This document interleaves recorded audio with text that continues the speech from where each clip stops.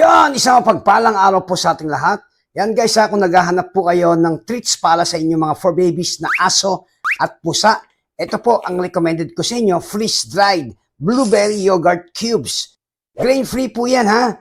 Yogurt Delight 70 grams po ang kada isang ganito. Tiyak magugustuhan ng inyong mga for babies to, mapaaso man yan o mapapusa.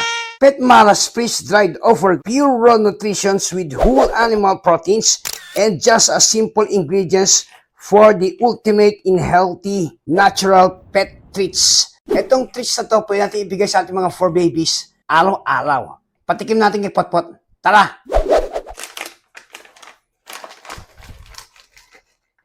Ito itsura niya. Para siyang cookies. Yan. Go pala check out! Go pala check out! Pali-pali! Pali-pali!